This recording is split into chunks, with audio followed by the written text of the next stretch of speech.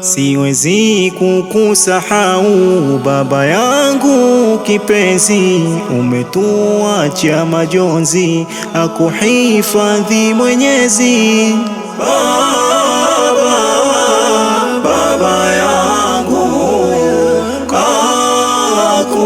akuhifadhi Mungu. Baba yangu akuhifadhi Mungu.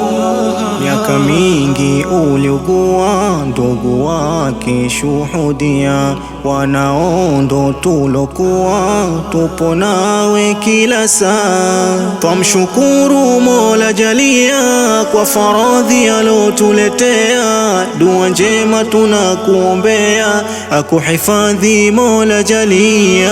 Twamshukuru Mola Jalia kwa faradhi alotuletea, dua njema tunakuombea, akuhifadhi Mola Jalia. Baba yangu